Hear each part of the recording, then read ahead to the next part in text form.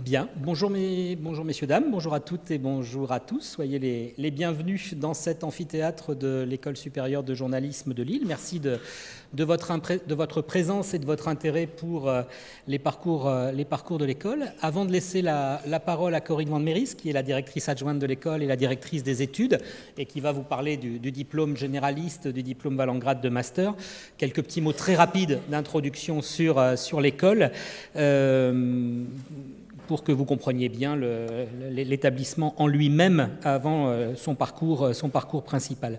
Notre école est une école associative, une école indépendante. Ça en fait une école un petit peu particulière dans le monde de l'enseignement supérieur. Ce n'est pas le schéma, le format le plus habituel. C'est à la fois une école qui est gérée par un conseil d'administration où sont présents beaucoup de ses anciens étudiants, beaucoup de ses alumni. C'est une école, quand je dis indépendante, qui n'est ni dépendante d'un ou plusieurs actionnaires qui dicteraient la ligne des enseignements de l'école, ni dépendante de l'État ou d'un ministère qui nous donnerait pour consigne d'avoir tel ou tel type d'enseignement. C'est quelque chose qui, pour nous, est important. Je commence par cela, parce que dans une période aussi un peu tourmentée, avoir cette garantie d'indépendance est probablement quelque chose d'assez sain. En tout cas, c'est comme cela que nous le vivons. C'est une école qui se veut ouverte à tout le monde, à toutes et tous, aux hommes, aux femmes, aux candidats qui viennent, et donc aux élèves ensuite étudiants, de parcours universitaires très différents. On peut faire du journalisme en ayant des formations qui sont très différentes. Souvent, des candidats, des parents nous disent « Ah, mais on a fait un parcours un peu différent des sciences sociales et humaines habituellement que vous voyez au concours d'entrée. Est-ce que c'est grave ?» Non, c'est vraiment pas grave. Et on a besoin dans la profession de journalistes de santé, de journalistes économistes, d'économie, sur des questions sociales, sur des questions diverses et variées. Donc avoir des formations diverses et variées, des provenances universitaires, ne nous pose absolument aucun problème. De toute provenance géographique également, une présence de très longue date à l'école d'étudiants à l'international.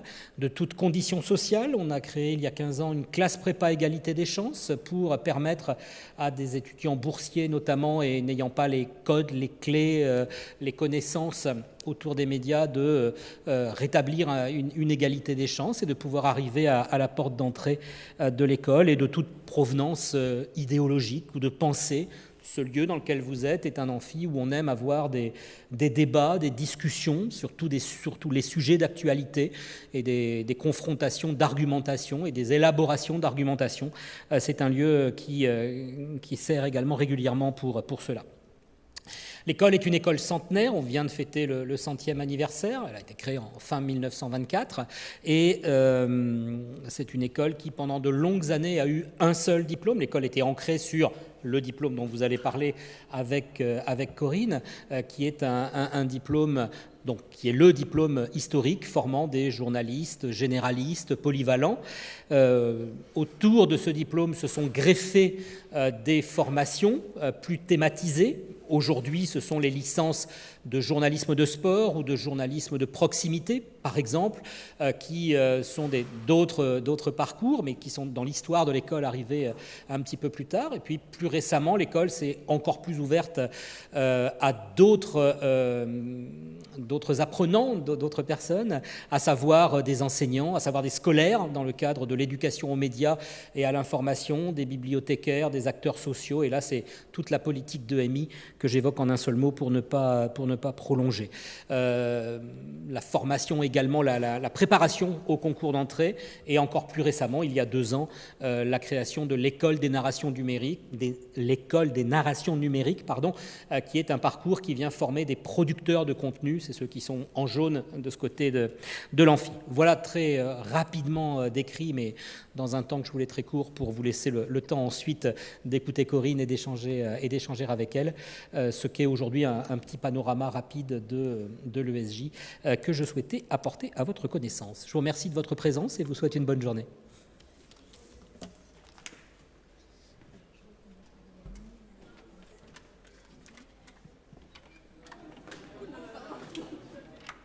Très bien. Eh bien, bonjour à vous tous. Voilà, j'ai préparé une petite présentation donc du diplôme de grade master, le diplôme historique de l'école, comme Pierre vient de vous l'indiquer. Et puis, on gardera du temps pour des questions plus précises. Donc là, on va faire un panorama assez large de la formation. Et puis ensuite, on prendra du temps et vous aurez sûrement des questions plus précises à poser et j'y répondrai. Donc pour commencer, je ne reviens pas, donc une école ancienne, longtemps ce cursus était l'unique diplôme de l'école. Alors ce point-là de la reconnaissance du diplôme par cette commission, c'est important de l'avoir en tête. Donc il y a 16 cursus en France, alors il y a entre 100 et 150 formations au journalisme en France, donc c'est beaucoup. À l'intérieur de ces formations, il y a 16 cursus, il y en avait 14 pendant très longtemps, il y en a 2 qui viennent d'être reconnus ces derniers mois. Donc 16 cursus qui sont reconnus par une commission et c'est une commission professionnelle. Cette commission, elle est composée d'éditeurs de presse, de patrons de presse et de syndicats de journalistes. Donc c'est la profession qui régulièrement, tous les 4, 5, 6 ans, évalue la qualité de la formation, la qualité de ces 16 cursus. Ça, c'est important de l'avoir en tête. En général, les candidats qui passent des concours en passent plusieurs. Et donc, c'est important d'avoir en tête qu'il y a des cursus qui sont reconnus par la profession. C'est une espèce de label et ça vous dit aussi que la formation des jeunes journalistes est observée avec intérêt et avec sérieux par la profession, en fait. C'est-à-dire qu'on ne forme pas les journalistes sans cette porosité, en fait, avec la profession. Ça, c'est important de le savoir. Sur les critères, ce sont des critères professionnels. Il y en a beaucoup, je ne vais pas tous les passer en revue. Mais par exemple, il y a notamment la qualité du matériel. C'est pour vous donner un exemple, je pense, qui illustre bien les choses.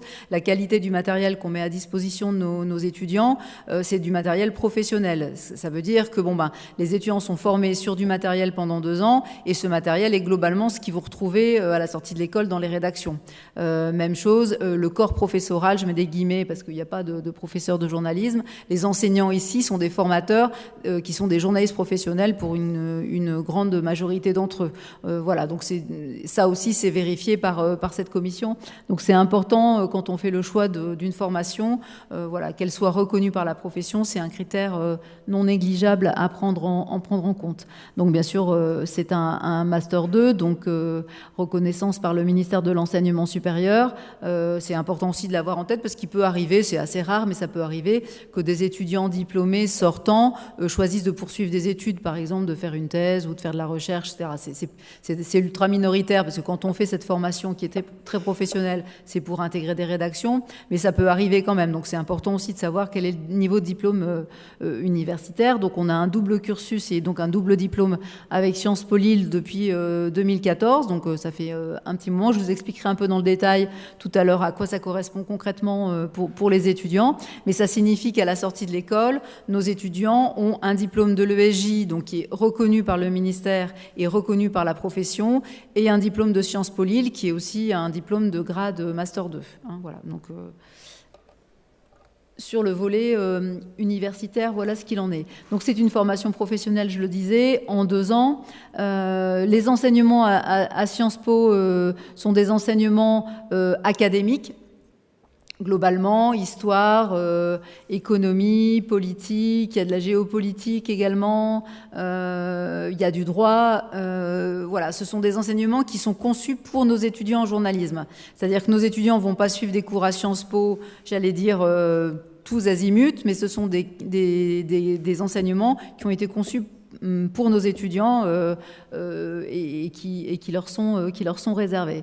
C'est une formation polyvalente et généraliste dans la mesure où, et ça fait d'ailleurs partie des critères de reconnaissance du diplôme, le choix qui est fait, c'est que tous les étudiants travaillent sur l'ensemble des médias, donc tous les supports, la télé, l'image, le son, la radio, le numérique, l'écrit, la photo, etc. Toutes les techniques journalistiques sont abordées par l'ensemble des étudiants. Et la deuxième année, évidemment, on peut se spécialiser. Pourquoi c'est important ? Bon, d'abord, c'est un des critères de reconnaissance du diplôme, donc c'est un élément à avoir en tête, mais c'est surtout qu'aujourd'hui, et de façon, on va dire, assez assez fort depuis une dizaine d'années. Il y a énormément de porosité dans les types de médias. C'est-à-dire que vous pouvez travailler aujourd'hui dans un média qui est un média traditionnellement, un média de presse écrite par exemple, je pense au Monde au niveau national ou à la Voix du Nord au niveau régional, mais à l'intérieur de ce média-là, il y a d'autres supports qui se sont développés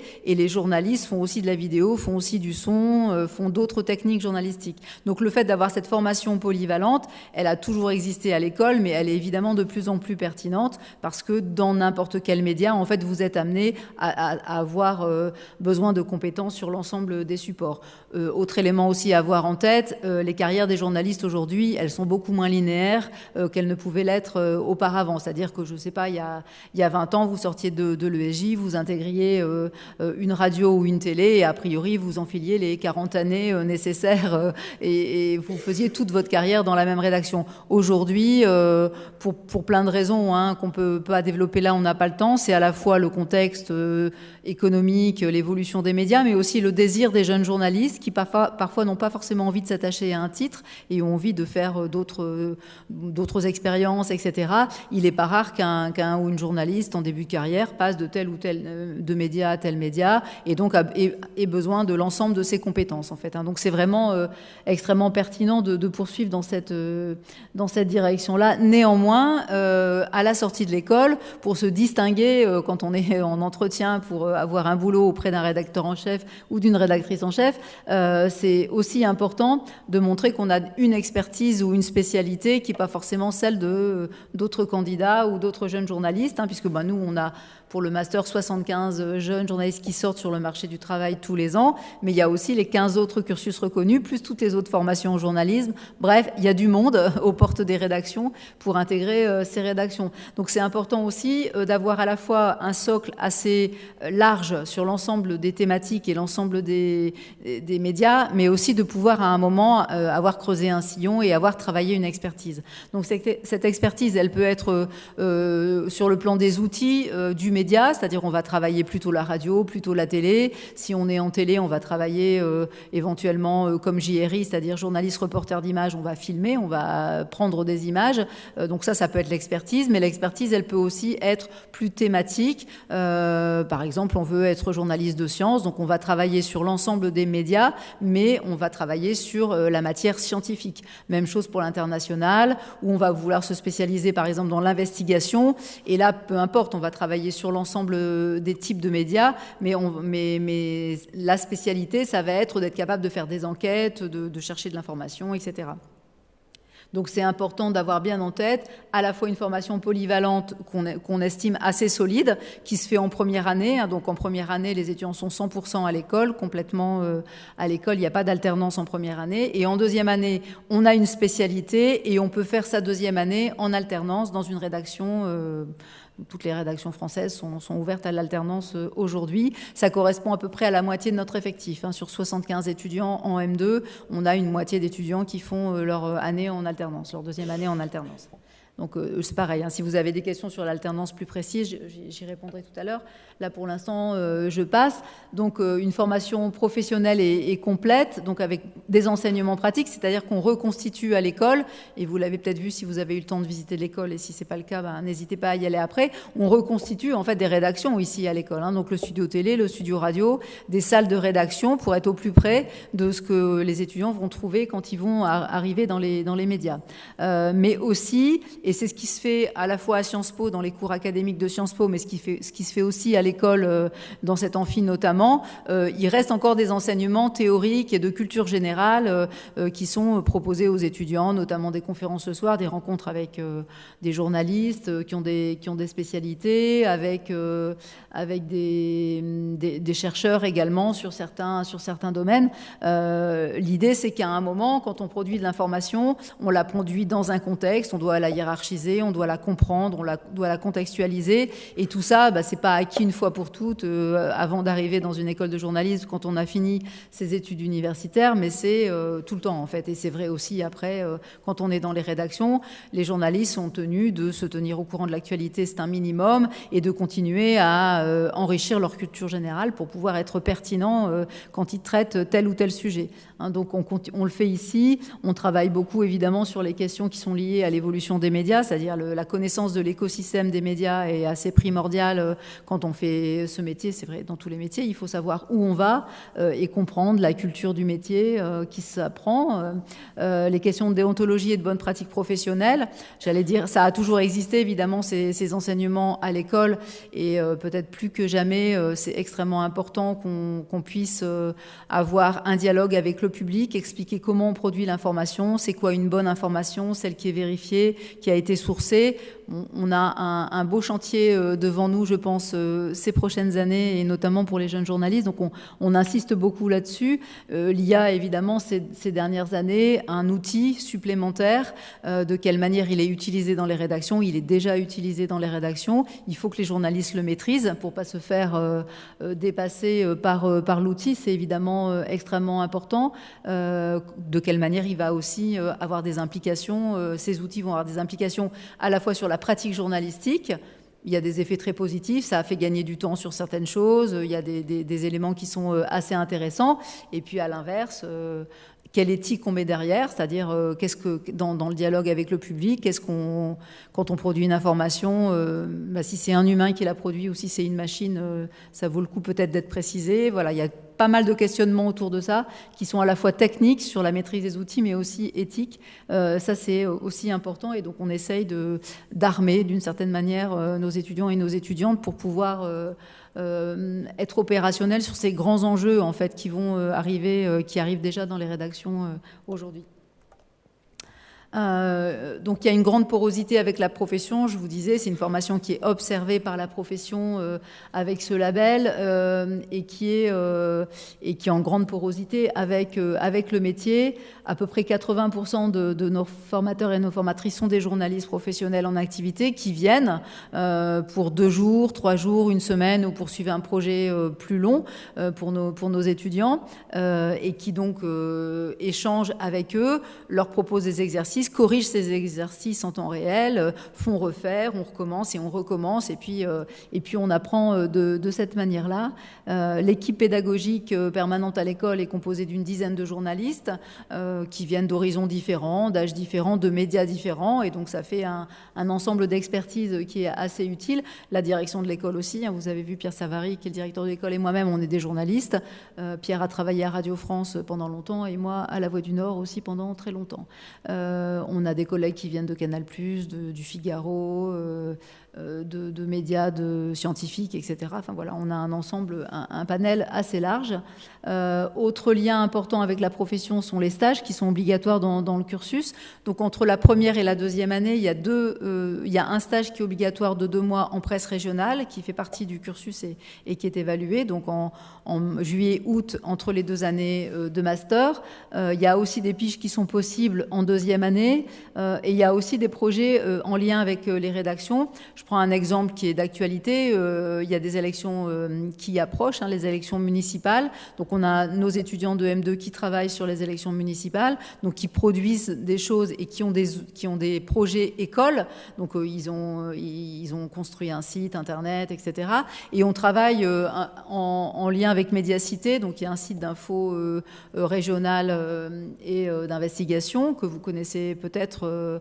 Et donc il y a des papiers de nos étudiants, c'est dans le cadre d'un partenariat potentiellement qui peuvent être publiés dans Médiacité. Et il y a des journalistes de Médiacité qui viennent échanger avec nos étudiants sur la manière de travailler, etc. Donc quand on peut, on essaye de proposer aux étudiants des projets qui sont en lien direct avec les rédactions, parce que voilà, on les met dans les conditions du réel au maximum, autant que possible. Donc je vous parlais de l'alternance tout à l'heure, donc à peu près une demi-promo qui fait sa 2e année en alternance, et donc pendant pendant cette deuxième année. Donc, ils sont en partie à l'école, en partie en rédaction. Pour les étudiants qui sont 100% à l'école, donc qui ne sont pas en alternance en deuxième année, il y a une longue période de stage aussi qui leur permet d'aller dans plusieurs rédactions, de faire des stages dans plusieurs rédactions. Et nous, à ce stade, on ne voit pas de différence sensible en termes d'insertion professionnelle entre nos étudiants qui ont été alternants et ceux qui ont fait leur cursus 100% à l'école.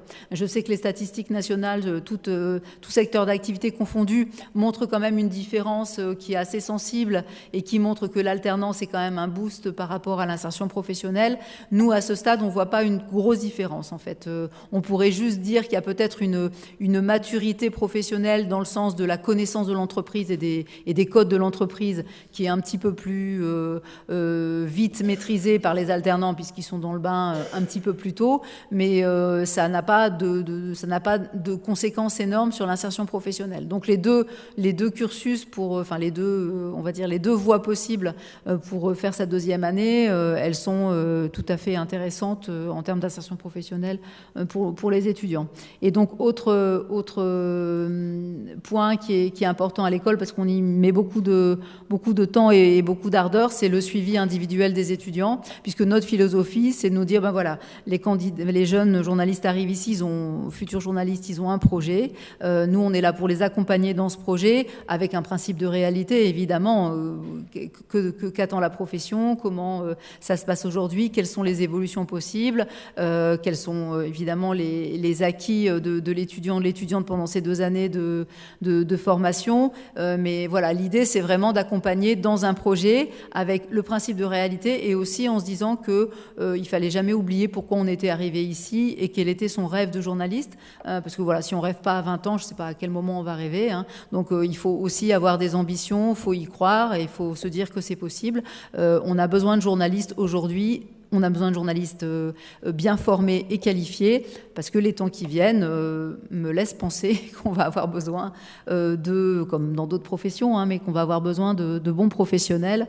Voilà, donc l'idée, c'est vraiment de travailler pendant ces 2 années en discussion avec les étudiants pour pouvoir partir de leur projet, de la situation, de la réalité de la profession aujourd'hui et de les faire avancer dans cette direction-là. Donc ça fait beaucoup d'entretiens, beaucoup de discussions avec les étudiants et c'est évidemment passionnant pour nous. J'ai rassemblé quelques éléments un peu statistiques des 5 dernières promos pour vous donner une petite idée quand même en termes d'insertion professionnelle. Globalement, les étudiants qui sortent de chez nous sont journalistes, donc c'est quand même, voilà, on est quand même content. En même temps, on forme au journalisme exclusivement, donc c'est bien que ça soit comme ça. Ensuite, vous avez plutôt des statuts en fait qui sont précisés. Donc les pigistes, vous voyez ce que c'est. Les pigistes sont des journalistes indépendants qui sont salariés de plusieurs rédactions, à la différence, par exemple, d'un journaliste qui travaille à La Voix du Nord, par exemple, et qui est salarié uniquement d'un média. Donc, pas mal de journalistes sont pigistes. Alors, parfois, les jeunes journalistes sont pigistes parce qu'ils n'ont pas pu rentrer dans la rédaction qu'ils souhaitaient et donc ils sont un peu tenus pour des raisons économiques d'avoir plusieurs employeurs. Et parfois, c'est un choix, et parfois un choix qui perdure pendant toute la carrière, c'est-à-dire des journalistes, souvent ce sont des journalistes qui sont spécialisés et qui ont une expertise suffisante qui leur permet d'avoir plusieurs employeurs. Ce sont souvent des journalistes qui préfèrent choisir leur sujet, choisir le temps nécessaire pour faire ces sujets, etc. C'est une forme de liberté, en fait, professionnelle, qui est souvent associée à une forme de précarité aussi, puisque quand on a plusieurs employeurs, on est payé à la tâche, au papier, à la mission. Donc voilà, à un moment, ça peut s'arrêter, c'est le risque. Donc voilà, mais en tout cas, ça fait partie, vous voyez, en sortie d'école, quand même, grosso modo, d'un tiers des anciens étudiants. Et ensuite, vous avez les statuts, donc CDD, CDI. Alors évidemment, quand on est pendant 1 an, 2 ans, 3 ans dans la même rédaction, on a les contrats de CDD qui se transforment en CDI, mais ça, c'est pas propre à cette profession, c'est vrai dans l'ensemble des métiers. Vous avez aussi quelques éléments sur les types de médias dans lesquels travaillent nos jeunes journalistes, donc 40% plutôt dans le secteur de l'image et la télévision, le numérique, le son et la radio, donc c'est un petit peu moins, et la presse écrite, je mets un petit bémol parce qu'en fait aujourd'hui on distingue moins le numérique et la presse écrite, dans la mesure où je vous donnais l'exemple du Monde tout à l'heure, par exemple, vous rentrez au Monde au desk numérique, mais vous faites aussi des papiers pour le print, et voilà, les choses elles sont beaucoup moins sectorisées que ça a pu l'être à une époque. Alors, comment on intègre ce master ? Il faut 180 ECTS, une licence au minimum. On a une partie de nos candidats qui ont déjà un Master 1, parfois même un Master 2, parce que vous avez des candidats, des étudiants qui préfèrent terminer leur Master avant de se former plus précisément au métier de journaliste. Mais bon, en moyenne, on est quand même autour de la licence ou du Master 1. Donc le recrutement est assez sélectif dans la mesure où on a beaucoup de candidats. Donc on a une sélection qui se fait forcément. On a un concours qui est tout à fait accessible à condition, je pense, qu'on se donne les moyens de le préparer. Voilà, c'est pas un concours qu'on passe comme ça en se disant tiens, pourquoi pas. Il faut vraiment se donner les moyens de le préparer. J'y reviendrai si vous avez des questions sur la préparation. Voilà, donc il y a une phase d'admissibilité sur dossier dans laquelle on va juste vérifier le profil en fait du candidat, c'est-à-dire ce jeune homme, cette jeune fille, qu'est-ce qu'ils ont mis en place jusqu'ici pour qui nous laisse penser que oui, c'est pas devenir journaliste, c'est quelque chose qui paraît assez cohérent, qui correspond à une personnalité, à des envies, à des expériences qui ont été mises en place, des engagements associatifs, le type d'études qui a été choisi, etc. Tout ça nous paraît cohérent, donc c'est là-dessus qu'on va vérifier. C'est ce qu'on va vérifier au moment de l'admissibilité. Ensuite, on passe à la phase d'admission. Dans cette phase d'admission, on va vérifier un certain nombre de choses. On va vérifier la maîtrise du français, on va vérifier les connaissances en actualité, on va vérifier les capacités de narration, donc l'écriture, la capacité à raconter une histoire, à faire un récit construit, le niveau d'anglais. Alors, il y a une épreuve qu'on met en place cette année qui est une épreuve de mise en situation professionnelle. Globalement, un petit groupe d'étudiants à qui on va donner un scénario avec des questions et on va voir comment le groupe s'organise, qui fait quoi, etc. C'est une mise en situation professionnelle.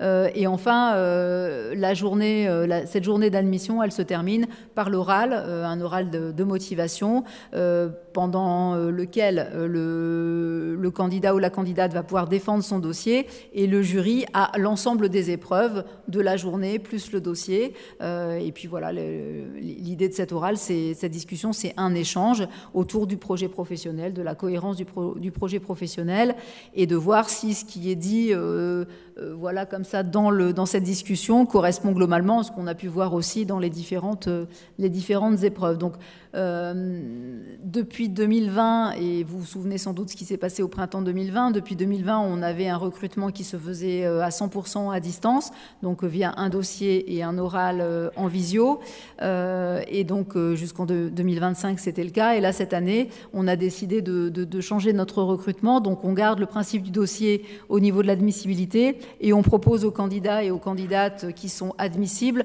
de venir passer une journée à l'école pour faire l'ensemble de ces épreuves et surtout de pouvoir échanger en direct, on va dire, sans écran interposé avec les candidats et les candidates. Même chose, si vous avez des questions sur ce choix qui a été fait, je pourrais répondre sans problème. Je poursuis. Donc, un petit point calendrier et puis une petite alerte, parce que le 3 février, c'est mardi prochain, donc c'est vite. Donc ça, ce sont les inscriptions administratives qui donc se terminent le 3 février à minuit. Ensuite, les candidats et les candidates vont recevoir des consignes pour constituer leur dossier pédagogique, donc pour la phase d'admissibilité. Ils auront une semaine pour remplir ce dossier pédagogique. Ensuite, donc, les résultats seront envoyés. Et puis après, il y aura une convocation, donc une journée entre le 4 et le 29 mai, pour les épreuves d'admission dont je viens de vous parler. Tous les résultats seront fournis pour le 3 juin et on demandera aux candidats et aux candidates de valider leur choix parce qu'il arrive assez fréquemment que des candidats, des candidates passent évidemment plusieurs, c'est la quasi-totalité, plusieurs concours dans plusieurs écoles et certains et certaines ont la chance de réussir plusieurs concours et donc à un moment il y a un choix qui doit se faire et on demande aux candidats et aux candidates de nous donner le résultat de leur réflexion le 9 juin. Et c'est une date qui est commune aux 16 écoles reconnues. Comme ça permet à tout le monde après de s'organiser. Puisque quand vous prenez pas, si vous êtes pris dans une école et que vous prenez pas la place, vous libérez une place sur la liste d'attente et c'est tout un mécanisme qui se met en place. Donc on a eu cette date commune qui facilite la vie de l'ensemble de nos organisations. Voilà, donc vous avez une petite idée du calendrier. Alors, vous avez, là, on vous a remis les éléments qui sont sur le site de l'école, mais qui sont donc les frais de dossier pour s'inscrire au concours, qui sont dégressifs en fonction des taux de bourse des candidats. Et donc, quand on a évidemment pensé à faire revenir à Lille les candidats pour la partie admission, on a pensé évidemment que pour certains, ça serait une difficulté peut-être sur le plan financier. Donc, on a décidé de proposer un remboursement des frais pour les candidats et les candidates qui sont boursiers sur critères sociaux pour faire en sorte, autant que faire se peut, que la question du financement en fait, du concours soit pas un frein et que si un étudiant ou une étudiante a vraiment très envie de venir chez nous, que ce soit pas à cause de ça qu'il puisse pas le faire. En fait, hein. Donc on a prévu ce dispositif cette année.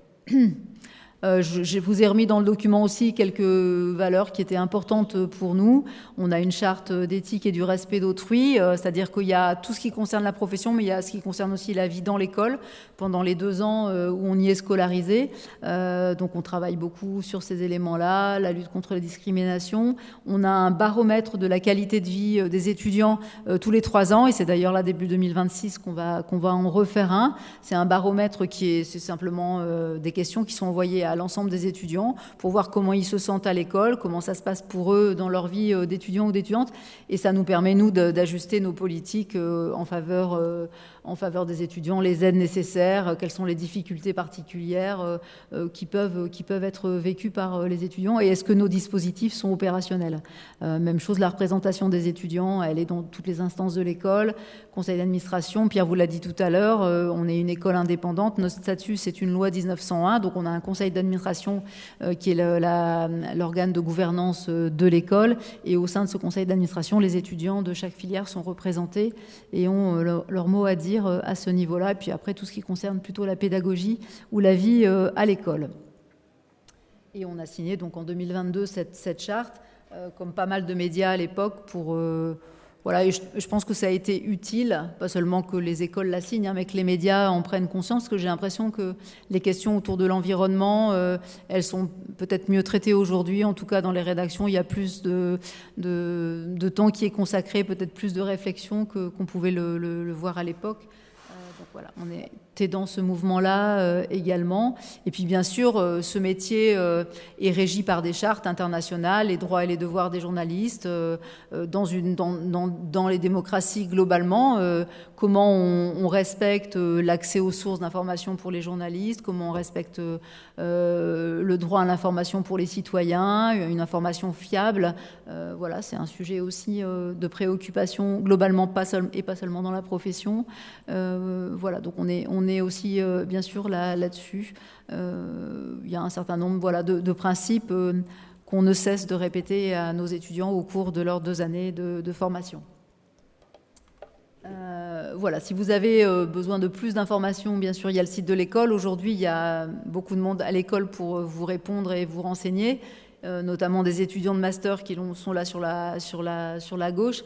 Ils sont bien placés pour vous expliquer comment ça se passe concrètement pour eux au quotidien. Et puis attention, warning, si vous avez l'intention de vous inscrire cette année, c'est jusque mardi. Voilà. Donc là, j'ai brossé un tableau assez large, mais voilà, ce qui est sûrement intéressant, c'est de répondre plus précisément à vos questions si vous en avez sur ces différents points ou sur des points que je n'ai pas abordés. Oui. Oui. Oui, alors donc la question concerne le rythme de l'alternance en deuxième année. Donc nous, on est à Lille et je vais dire 90% des médias sont à Paris. Donc on n'a pas pu, on n'a pas fait le choix d'une alternance au milieu de la semaine. Il y a des écoles qui fonctionnent comme ça dans tous les secteurs d'activité, hein, avec un bout de la semaine à l'école et un bout de la semaine en rédaction. Nous, c'était impossible de gérer ça comme ça. Donc on a fait un autre choix et l'alternance, elle se fait globalement un mois. Et puis à partir du 1er avril jusqu'au 31 août, les étudiants sont à 100% dans leur rédaction. Donc c'est un rythme un peu progressif. On est plus à l'école au début de l'année, en fait, de la deuxième année de master, parce qu'il y a encore pas mal de choses à apprendre. Et plus on avance dans l'année, plus on passe du temps dans la rédaction. Et c'est vrai que c'est important d'avoir ce moment comme ça assez long, de 5 mois dans la rédaction, qui permet de montrer ce qu'on sait faire et éventuellement de pouvoir poursuivre une collaboration avec le média. On a globalement, hein, dans les chiffres qu'on a, à peu près la moitié de nos étudiants alternants qui continuent à collaborer avec le média où ils ont fait une alternance. Pas forcément en étant embauchés directement, hein, ça peut être sous forme de pige ou de collaboration ponctuelle, mais c'est vrai que c'est quand même une bonne manière de mettre un pied dans une rédaction, ça c'est incontestablement, quoi, hein, donc... Voilà, donc ce rythme, c'est celui-là, ce qui permet aux étudiants, alors c'est pas toujours simple en termes de logement, parce qu'effectivement, il faut revenir 1 mois sur 2 à Lille et être 1 mois sur 2 à Paris. Bon, je pense qu'ils s'arrangent, il y a des colocs, il y a toutes sortes de plans B, enfin, ça a l'air d'aller. Mais bon, et puis il y a des aides aussi pour le logement qui sont prévues parfois dans ce dispositif. Et puis à partir du 1er avril, il n'y a plus de présence à l'école à Lille qui est nécessaire. Oui.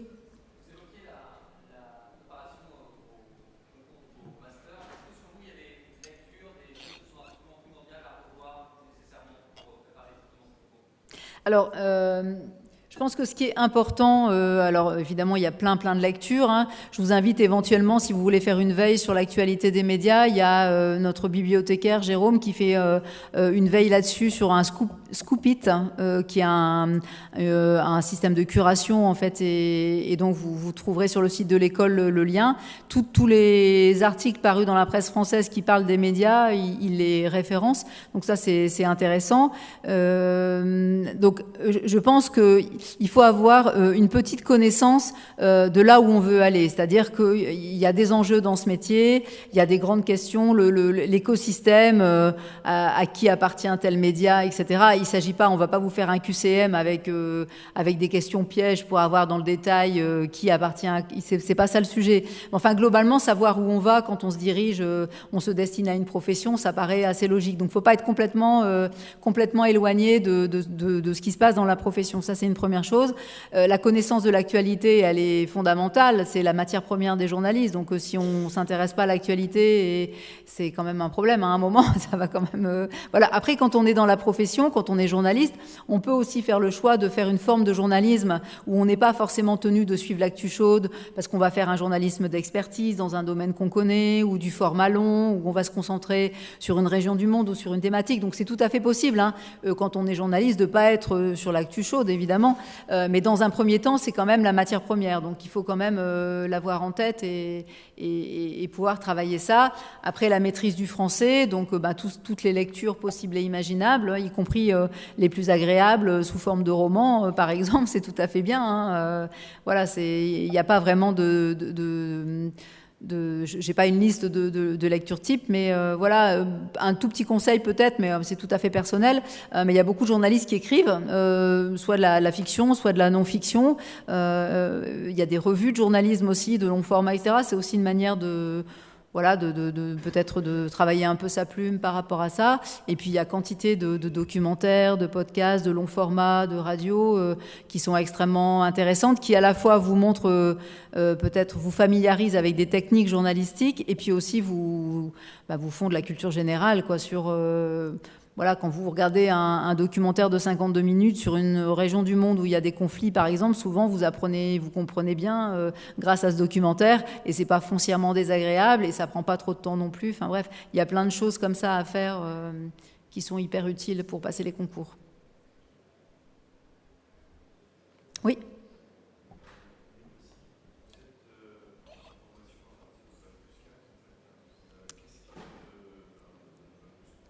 Bac+3, et donc c'est après, nous on fait Bac+4 et Bac+5. Ouais.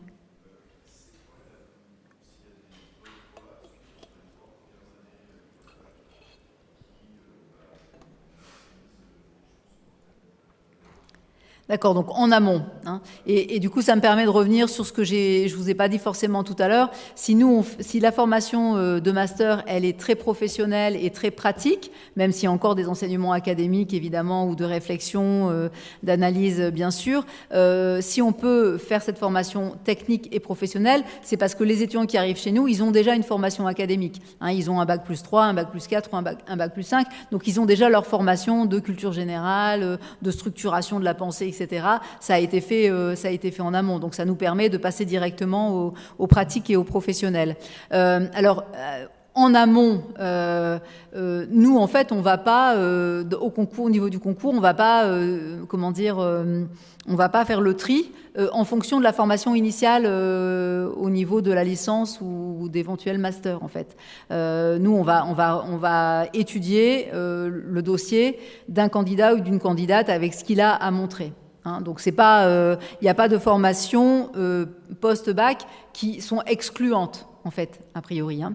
Après, assez traditionnellement, on a quand même beaucoup d'étudiants qui ont fait des sciences politiques ou des sciences humaines. Pourquoi ? C'est pas complètement illogique. Des sciences politiques, quand on veut se destiner à un métier où on est quand même un peu sensible à la marche du monde, c'est pas complètement incohérent de se destiner à des études de sciences politiques. Avant, on avait aussi beaucoup de parcours de droit, des gens qui font des études de lettres, parce qu'il y a aussi des gens qui ont envie d'être journalistes parce qu'ils aiment écrire, par exemple, etc. Donc, il y a plein de manières d'arriver là. Moi, j'alerte juste que c'est aussi le cas, du coup, de la plupart des jeunes journalistes qui sont sur le marché du travail et que les rédactions ont tendance à nous dire on aimerait bien des profils scientifiques, on aimerait bien des profils d'économie, on aimerait bien, voilà, il y a des secteurs qui sont moins trustés par les futurs journalistes et en même temps, il y a des besoins dans les rédactions. Parce que par exemple, voilà, les gros sujets d'économie qui sont quand même des sujets lourds et souvent assez complexes aujourd'hui, vous avez parfois dans des rédactions des effectifs, on est assez pauvre en spécialistes de ces questions-là et donc c'est un peu compliqué. Même chose pour les questions scientifiques. Alors c'est pas forcément des sciences dures, mais quand vous devez traiter des questions d'environnement ou de santé, avoir un socle, voilà, un profil scientifique, un socle de formation scientifique, c'est pas complètement inutile. Le maniement des chiffres est parfois un peu, comment dire, audacieux de la part de certains ou certaines. Donc nous, on a remis des cours, par exemple pour faire des pourcentages, comprendre les stats, etc. On a remis des cours dans les cursus, quoi. Ça, c'était vraiment les rédactions qui nous disaient bon là, il faut refaire un petit, faut refaire un peu de rappel, quoi. Voilà. Bref, en tout cas, il n'y a pas de formation qui exclut. Ça, c'est quand même bien de le savoir. Moi, j'ai toujours tendance à conseiller d'aller quand même dans des voies universitaires qui plaisent à l'étudiant ou à l'étudiante, quoi, parce que c'est vrai que sinon ne faire que ça par stratégie, c'est peut-être un peu dommage. On a 3 ans qui sont pas forcément drôles, ou enfin voilà. Je pense qu'il faut aussi aller vers ce qui plaît, ce qui fait plaisir, ce qu'on va avoir envie d'approfondir, etc. Mais au moment où on va commencer à travailler un peu sur le recrutement et l'intégration dans une école de journalisme, si vous avez fait des études de lettres, peut-être que toute la partie français, maîtrise du français, narration, ça va aller, mais il faudra travailler plus l'actualité. Si vous avez fait des sciences politiques, peut-être que la partie justement connaissance de géopolitique, les institutions françaises, etc., ça va aller puisque vous l'avez fait, mais peut-être qu'il faudra travailler peut-être la plume, par exemple, ou, vous voyez, ou bien l'anglais. Si vous avez fait une licence d'anglais, l'anglais, ça va aller, mais il faudra travailler d'autres choses. Donc après, c'est aussi aux candidats et aux candidates de faire un peu dans leur préparation, de travailler peut-être un peu plus, ce qui n'a pas été vu dans le cadre de la formation universitaire, par exemple, c'est ça. Mais vraiment, ce qui est important, c'est quand même de faire des études qui font plaisir, quoi, parce que c'est celles-là qui vont donner... voilà. Et s'il y a une petite stratégie à avoir, à savoir que vous hésitez ou que les jeunes hésitent, je mets juste comme ça dans un petit coin de la tête de tout le monde que les rédactions sont preneuses de profils scientifiques et de profils d'économie. Il y en a moins. Voilà, donc... Je pense que le dossier d'un jeune journaliste qui arrive pour postuler avec un parcours de Sciences Éco au départ ou un parcours scientifique est regardé avec attention, quoi. En tout cas, aujourd'hui, au moment où on se parle, je pense qu'il y a des besoins. Voilà. Mais bon. Après, il ne faut pas faire de l'économie si on n'a pas du tout envie d'en faire, parce que ça va être contre-productif, mais voilà. Mais naturellement, les étudiants ont fait plutôt des sciences politiques et des sciences humaines encore aujourd'hui. Donc on a des voies d'accès, on a une voie d'accès pour les parcours scientifiques, on a rajouté des cours d'économie en première année de master, enfin on essaye aussi de répondre à ces attentes de la profession, ce qui est parfois un peu complexe en emploi du temps parce qu'on rajoute des choses et on a du mal à en enlever parce que tout est important, mais voilà, on essaye d'être aussi assez au plus près des demandes et des attentes. Voilà. Oui.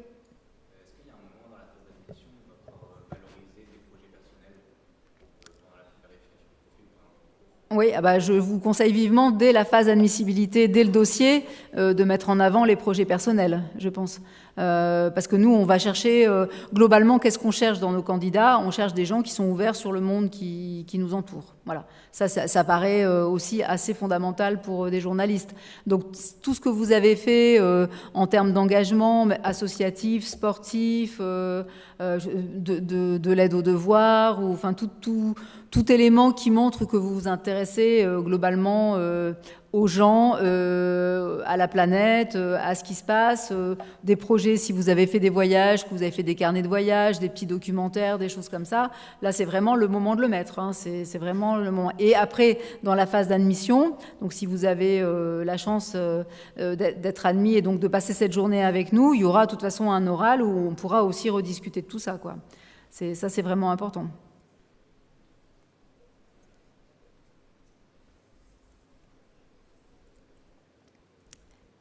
Il y a d'autres questions? Non? Oui?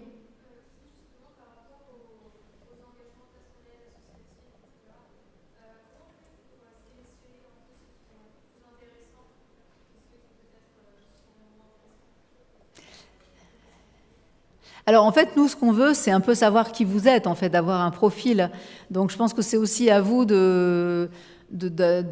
d'être, comment dire, de présenter la personne que vous êtes. Je pense que vraiment le pire, c'est de dire qui on n'est pas, quoi. Je pense qu'il y a vraiment une forme de sincérité au niveau du dossier qui est importante, parce que c'est ça qui fait qu'on va après pouvoir avancer dans le processus de recrutement et que après la scolarité va bien se passer.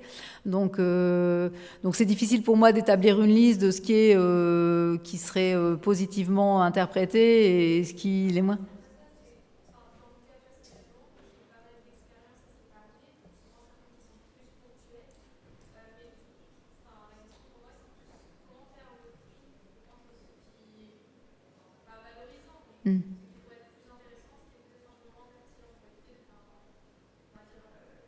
De faire une liste.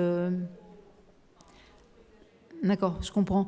En fait, tout ce qui se rapproche le plus du métier de journaliste, en fait, d'une certaine manière. C'est-à-dire que, effectivement, si vous avez fait un stage de 2 mois dans une rédaction, ou si vous avez fait un stage de 3e dans une entreprise, l'entreprise de vos parents, par exemple, qui n'a rien à voir, là, vous voyez la différence, en fait. Là, il faut plutôt valoriser un stage en rédaction.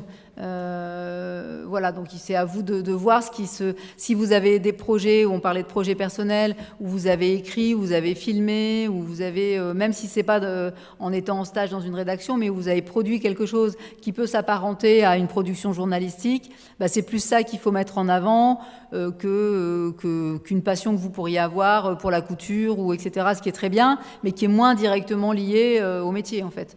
Donc je pense que si effectivement il y a un critère de tri, c'est un critère qui est vraiment lié aux professionnels. Dans ce cadre-là, ça ne veut pas dire que votre personnalité, elle n'est pas plus riche que ça et que tout est très bien. Mais voilà, si vous devez choisir un peu, voilà, il faut quand même que ce soit en lien avec ce pourquoi vous candidatez, à savoir intégrer une école de journalisme et devenir journaliste. Voilà. Mais par exemple, on pourrait dire, du coup, je sais pas, être entraîneur d'une équipe de foot de juniors, c'est assez loin. Mais là, il y a d'autres éléments qui entrent en ligne de compte, qui sont le collectif, le fait de s'investir pour des jeunes, de s'intéresser à, voilà. Et ça, c'est un élément qui est aussi positif, en fait. Vous voyez, donc c'est vraiment difficile de dire ce qui est. Mais globalement, c'est ça. Après, les candidatures qu'on a, globalement, les candidats sont assez jeunes en fait, hein, donc on ne peut pas non plus avoir un CV avec... voilà, mais on est parfois surpris. On a des jeunes candidats qui ont déjà pas mal d'expérience, qui ont fait...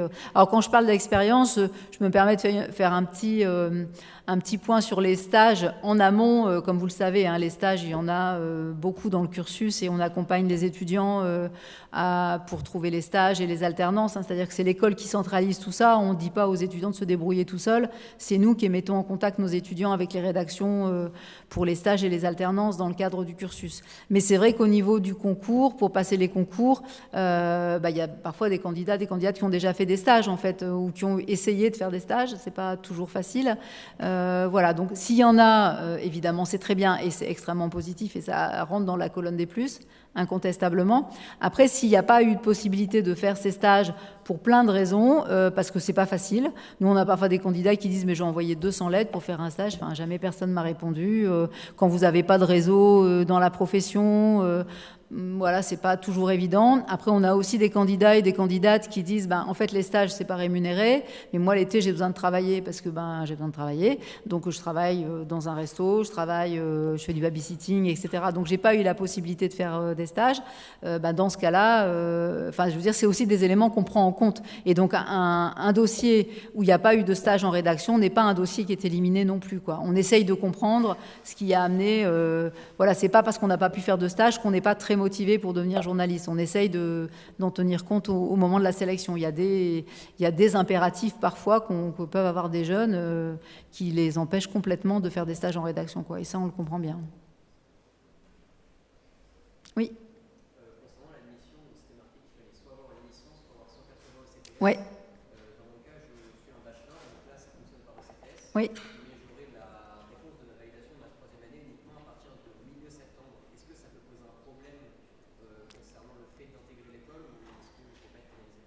Alors, il faut 180 ECTS au moment d'intégrer le master. Donc, en fait, le processus de sélection et d'admission il peut se faire. Si jamais vous n'aviez pas vos 180 ECTS mi-septembre, vous ne pourriez pas poursuivre vos études. Mais voilà. Donc, globalement, la rentrée, elle se fait autour du 15-20 septembre. Donc, avec un peu de chance, vous aurez les résultats du bachelor à ce moment-là, si vous étiez admis. Dans ce cas-là, si ça arrivait, un cas de figure comme ça, on fait un report d'inscription pour l'année suivante. On ne vous fera pas repasser le concours. C'est arrivé. C'est assez rare, hein, parce qu'en général, les candidats ont pu valider leur licence, mais après, ça dépend des calendriers des différentes formations. Donc là, je ne connais pas la vôtre, mais en général, les étudiants, les candidats ont les résultats en l'été, quoi. Donc, il n'y a pas de problème. Bon, là, s'il y a un petit décalage, on verrait, quoi. Mais en général, quand il y a un problème comme ça, on fait un report d'inscription. C'est la seule raison avec des problèmes de santé éventuellement pour lesquels on accepte un report d'admission.